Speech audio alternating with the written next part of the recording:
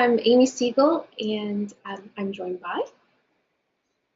Tina Wiseman, and I'm your school support specialist or strategic planning specialist or just helper. So good to see everybody. Today we're going to be talking about achievement goals, and this is where we're starting to get into where the rubber hits the road. So I'm going to go ahead and we'll turn off cameras and jump right in.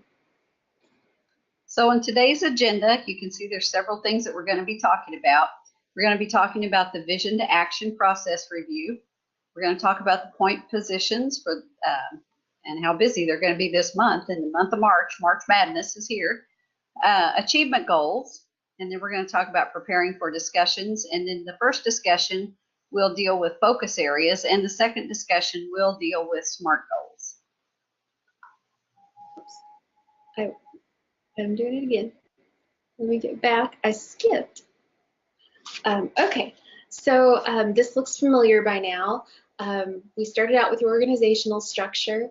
You created a vision and vision data last month. You've collected current data, and today we're going to set achievement goals. Just remember, it's important to remember, and we hope that this little map helps remind you, each step builds on the step before. And we highly recommend, so that you can finish your plan on time and that you also have time to thoughtfully finish your plan, that you stay on task and stay on the timeline that we give you. So next month it'll be root causes, and then we're going to look at interventions, preparations, and we're going to have you ready to implement that plan in the fall.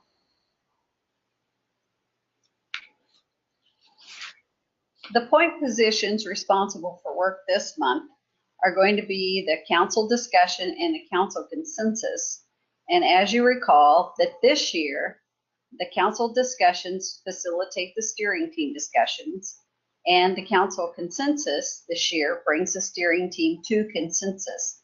And then, of course, the subsequent years, you will be facilitating council discussions and bringing them to consensus. And this works from February through May. And so the discussion should be interesting this time, as far as looking at the data and deciding what's really there and what needs to really be looked at for the future steps.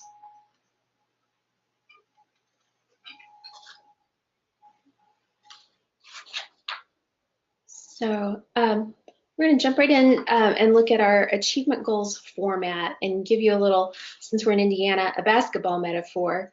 There are two types of achievement goals in SI2. We have broad focus areas and then very specific SMART goals. We group our goals by focus areas, and then each focus area is supported by the very specific SMART goals related to that area. So an example of this, like I said, our basketball metaphor, our focus area might be win more basketball games. That's pretty broad, but that's our big overarching goal. We want to win more basketball games.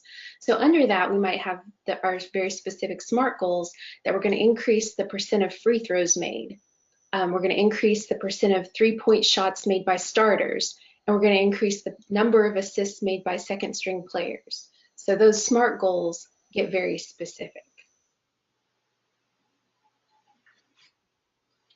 So this month, your team will submit focus areas first, and then you'll identify your SMART goals. And that means that you're going to have two steering team discussions, because we want you to identify those focus areas and submit those for review. And then after those meet criteria and you've had some feedback from Tina, then you'll go into discussion 2 and identify the SMART goals.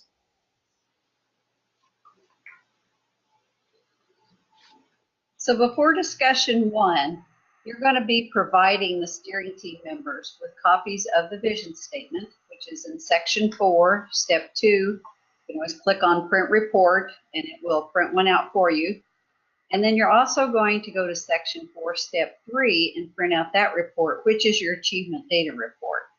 So when we look at this, you're looking at the vision statement, which is of course where you would love to be if everything's running just perfectly smoothly. And then you look at the achievement data report, which is kind of the reality check, and it's where you're actually at right now. So that's what this will be all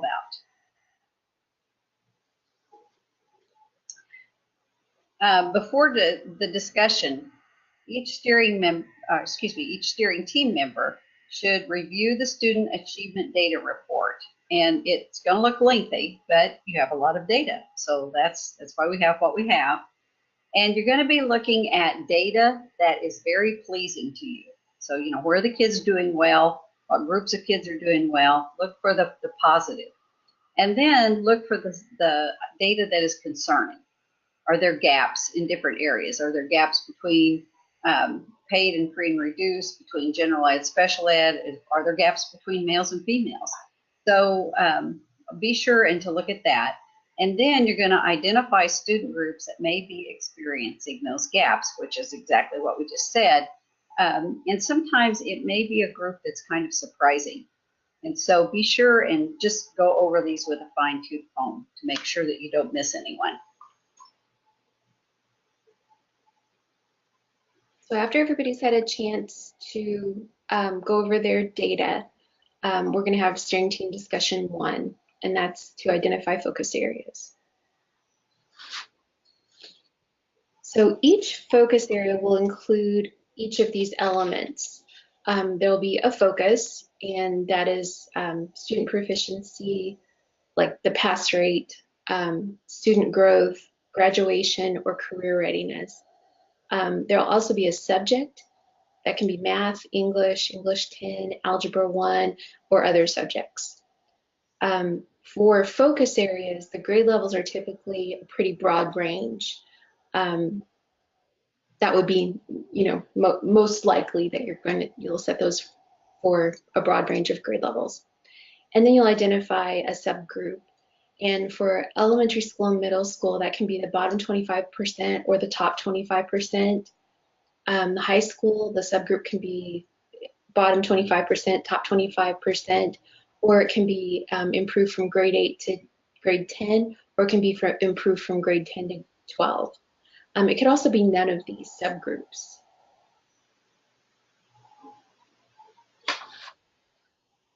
So some examples for the focus. A proficiency example would be % of all students who pass I-STEP.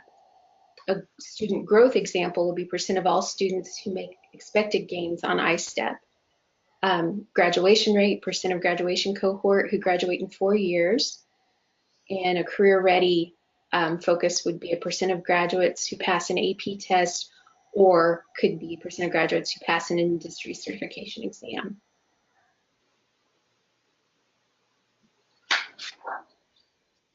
When we look at focus areas for the elementary as an example, you can look at a student proficiency pass rate in a subject such as I-STEP math. You can look at grade levels 3, 4, 5, 6, all levels that were being tested with that. And then your subgroup in this case could be your bottom 25%.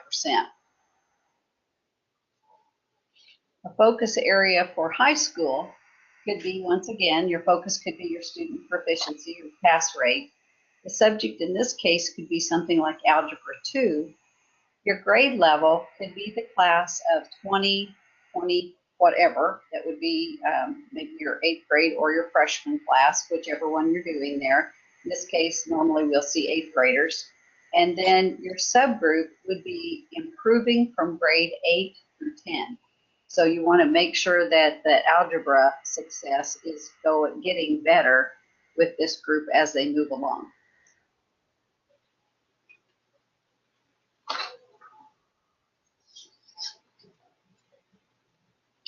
In the focus area criteria, these are the things that I'm going to be looking at when I check your submissions.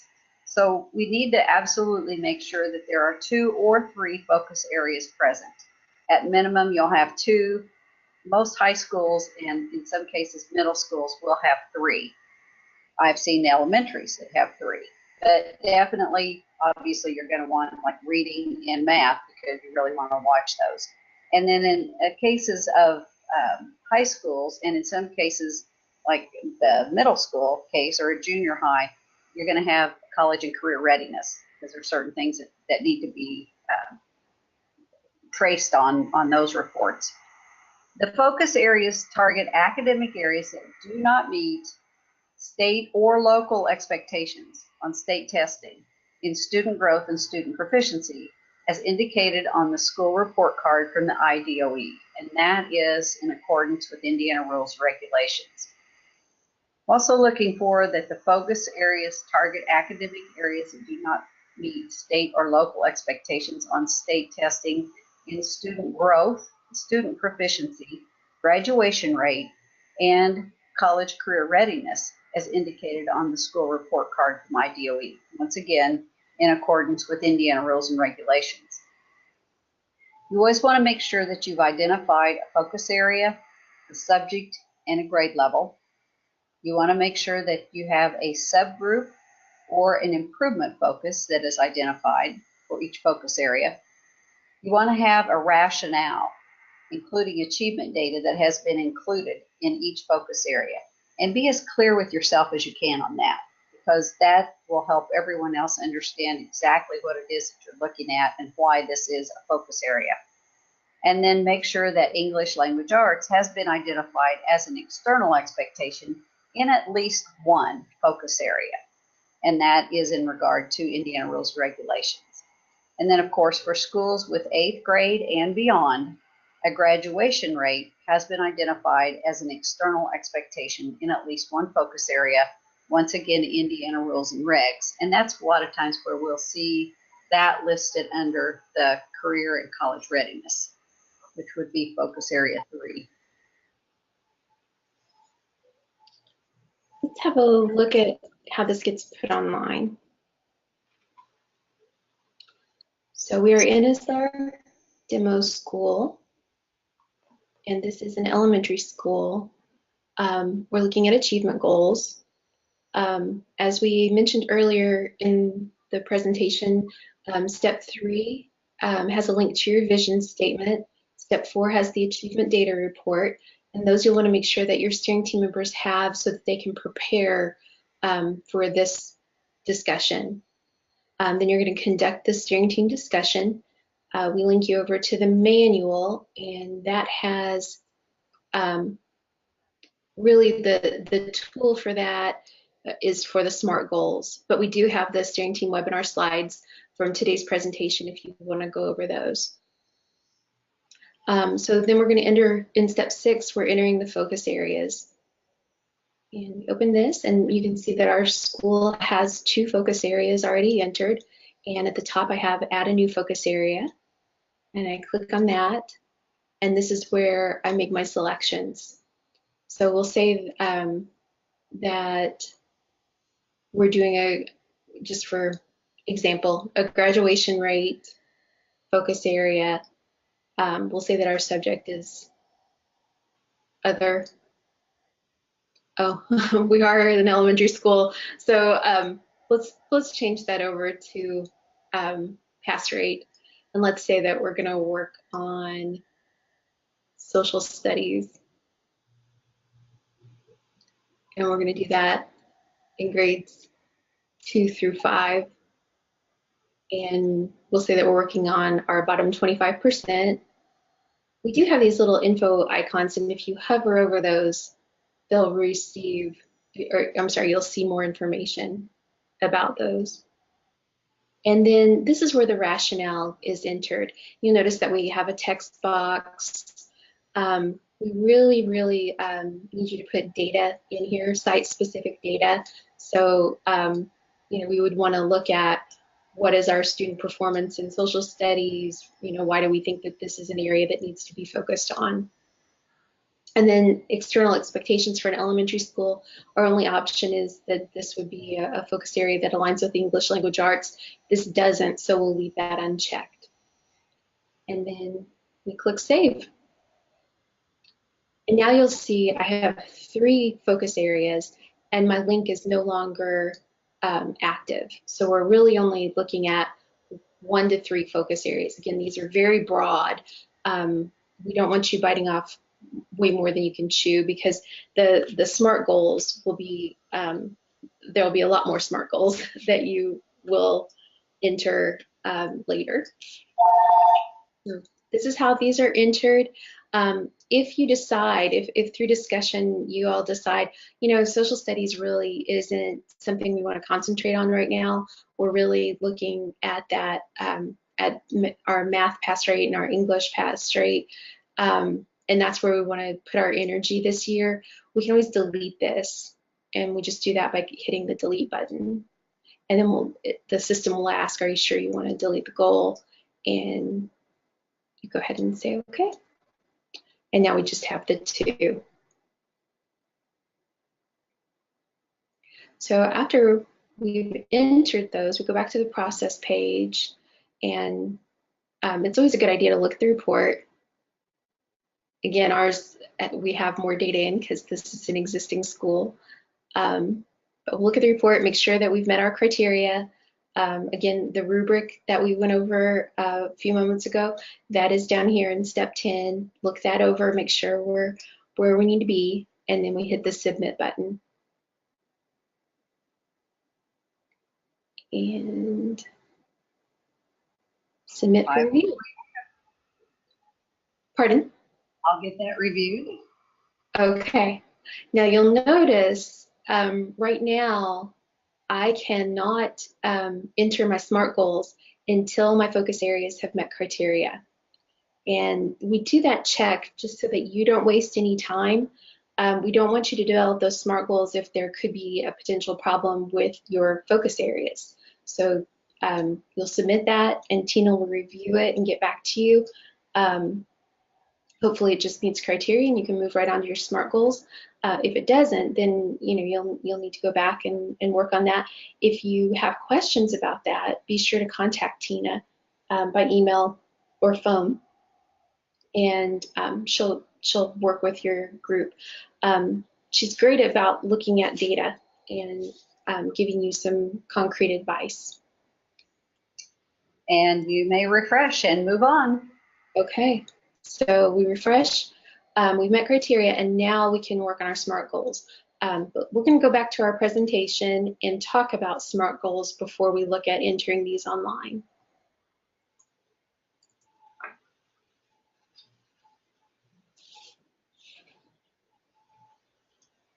So now we are going to identify those SMART goals.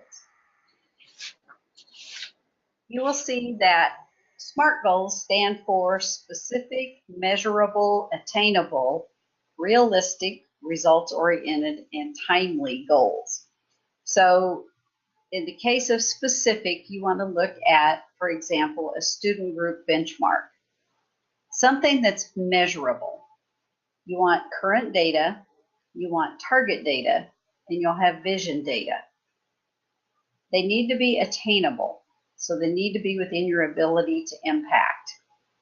So if you're looking at something that's 24%, I think a thing that you can do that will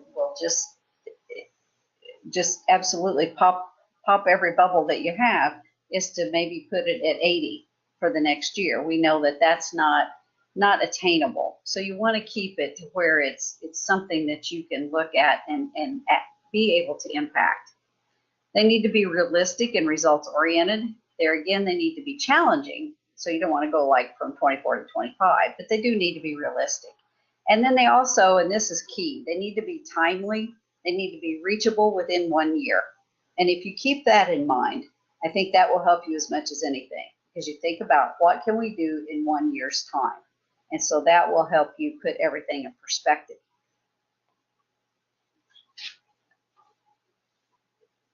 So here are some elementary examples. We have an FA1, which is a focus area 1, picked proficiency with math and the bottom 25% pass rate. So SMART goal 1, we have increasing the percent of 6th graders in the bottom 25% who pass I-STEP math. Then we have a SMART goal 2. We want to increase the percentage of 6th graders who master algebra and functions. And of course, that's on your mastery of standards on the I-STEP. SMART goal 3, and here you see this is where Amy was talking, that you don't we don't want you to overwhelm yourself with focus areas, because these SMART goals then break down and break out into different areas under the SMART goals. It's kind of like an umbrella, and this is under the umbrella. So SMART goal 3 in this case is increasing the percent of sixth graders in the bottom 25%, sticking with your focus area, who earn 90% on a weekly math test.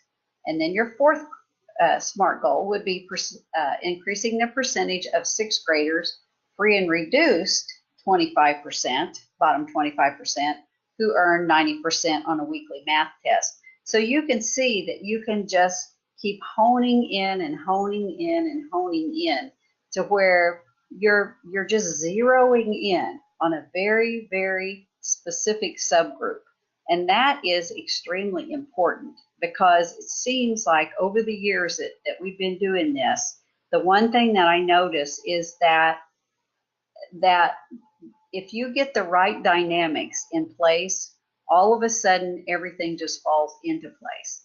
And you can see exactly who the kids are, and then you can get going with root causes and interventions that are actually going to have some impact. Now, one thing I wanted to bring up right now, and I hope, Amy, I'm not trumping on the conversation here later, but look at these and see that they are definitely achievement goals. These are subject-oriented achievement goals. You have to be careful and stay concrete in those areas. If you're wanting to measure behavior or something of that nature, that's not where this belongs. So right now we're looking strictly at achievement. So under focus area 2, the student growth, you see we have math, bottom 25%, who make expected gains on I-STEP. And then as you read down through there, you can see that in this case, and I'm really glad this is an example here, because we have the sixth graders, we want to increase the percent of sixth graders, the bottom 25%, who show high growth on I-STEP math. So in that case, when we start looking at, and we'll show you here in a bit, the longitudinal data year after year after year, we are measuring specifically the bottom 25% of sixth graders.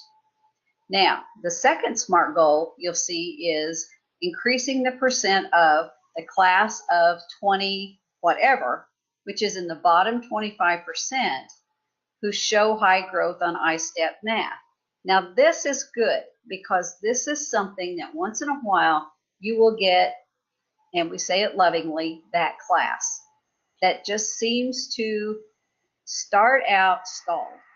And it just seems like the stall stays there for a while. And you just really don't know what to do with that to get things moving. And so in this case, I use the analogy of a parade. In the first example, you're going to see just sixth graders. So each year, you're going to just sit and watch the sixth graders parade by. This sixth grade class followed by the next sixth grade class followed by the next. But in the second SMART goal, you're getting up and you're following these kids, one group of kids, as they go through each school year. So you're watching this same group of kids in that parade. You're following with them. You're right along with them. So that's the difference. Watching them year after year, class level, sixth graders, as opposed to watching these kids in their growth as they go up through the grades. And it's still this same grade. Okay?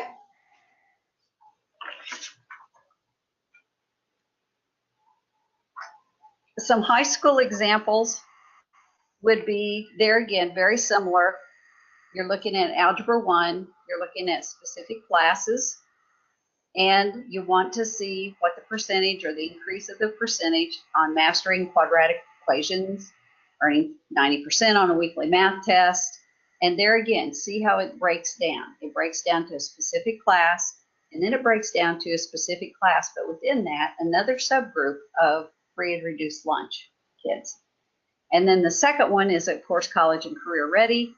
With math, this would be completing one of the 4 college-ready tasks. And the first one is increase the percentage of graduates who can pass an AP calculus test. And then you're going to break it down a little closer to increasing the percentage of graduates who are also free and reduced who pass the AP calculus. So you're going to get some really good information and some really good data by looking at it in these different ways.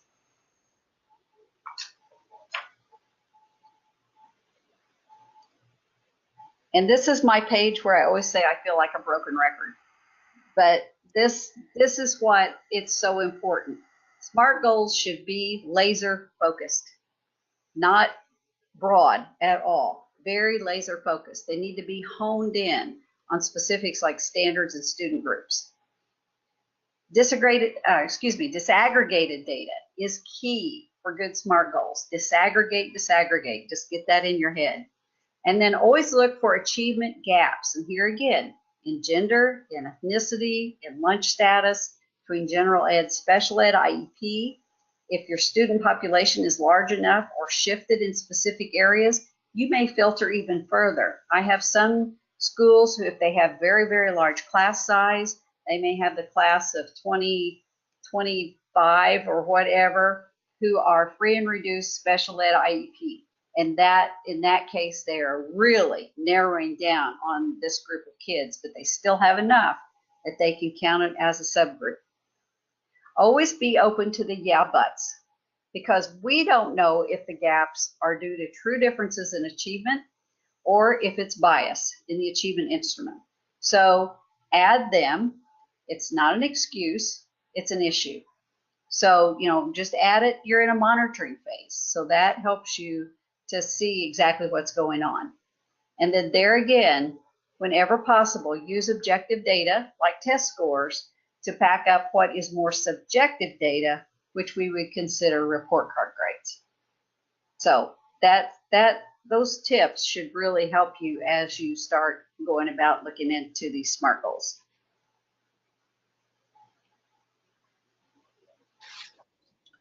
So let's look at the criteria for SMART goals. When Tina evaluates your submission, she will be looking for these. Each focus area is supported by one or more appropriate SMART goals.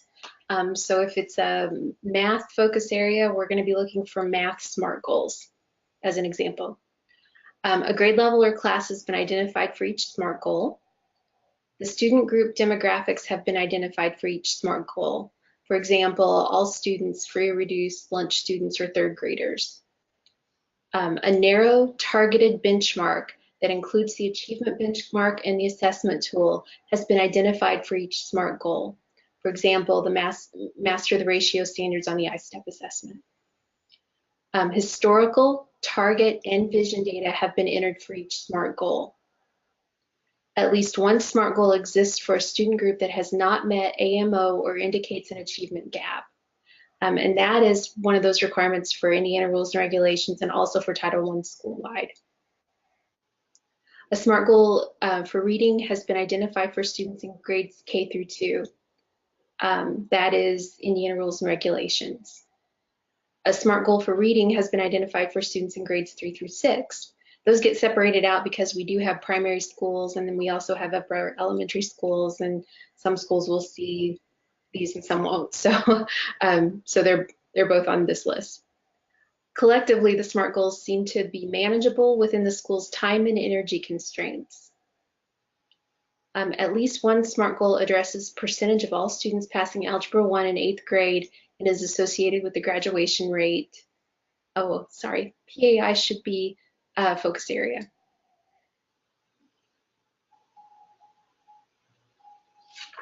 So those are the criteria. Let's look at this online now. Great, so I'm down in step 8. We will say that we've had our steering team discussion on SMART goals, and I'm ready to enter those in. You'll notice that there's a tab for each of my focus areas. If I had a third focus area, it would be over here. So I have my focus area for this one. It's student proficiency, pass rate, math, 3, 4, 5.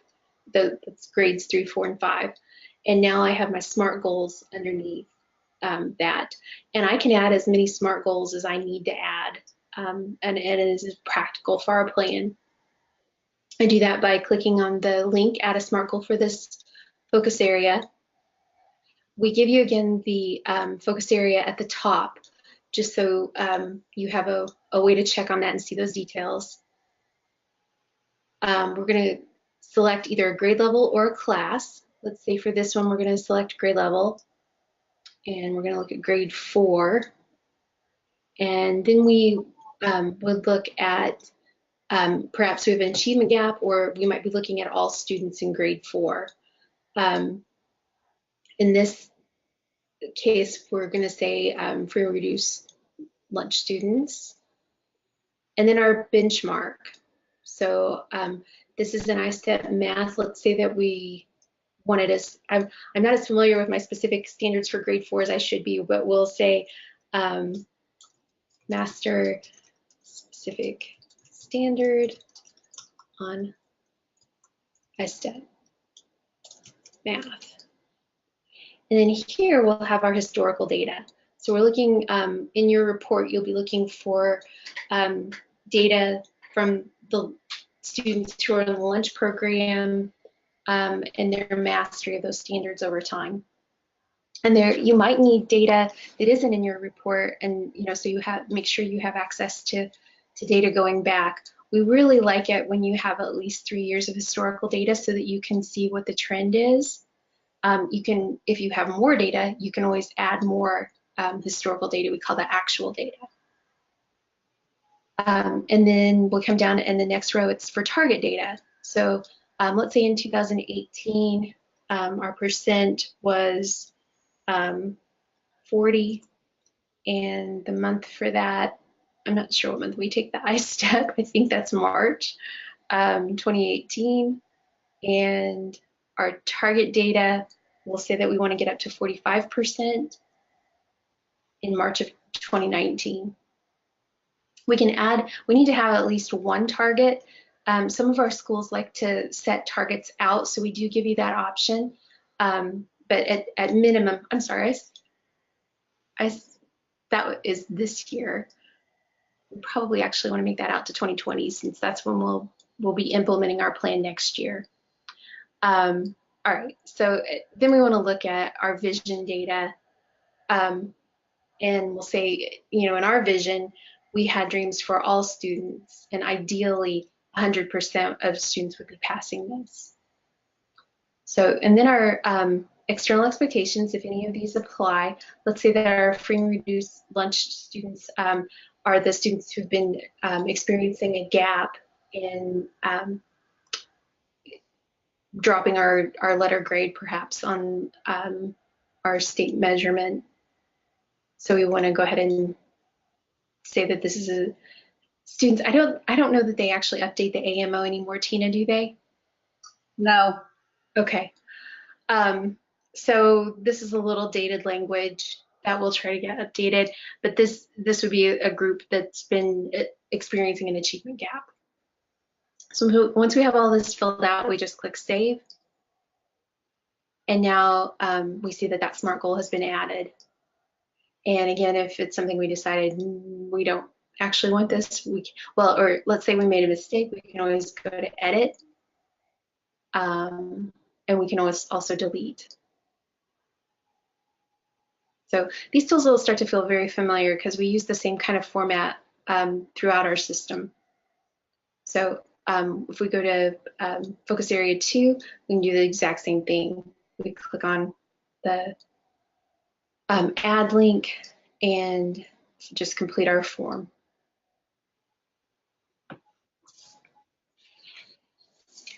And once you're finished with your focus areas, with your SMART goals, you're going to come back to the process page. Make sure that you've looked over your rubric items, that you've looked at your report. Rubric items are down at the bottom. There they are for your SMART goals. And your report for your SMART goals is right here. So we can look that over, make sure we have everything the way we want it. And when we're finished, we click on the submit button.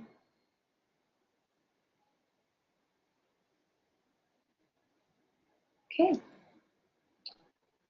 process page, and we see that that has been submitted. And then I'm going to go ahead and mention the last thing that you'll do, because we've divided up your steering team discussion into 2 discussions this time. We are just going to have you do 1 discussion summary, though. Just make sure that you summarize for both discussions in that, and that'll be the last thing you submit this month.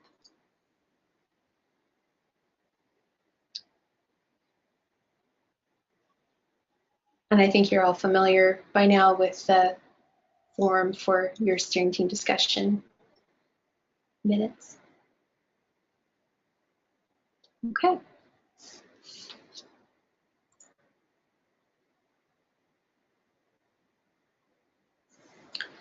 So those are the focus areas and the 2 discussions for focus areas and SMART goals.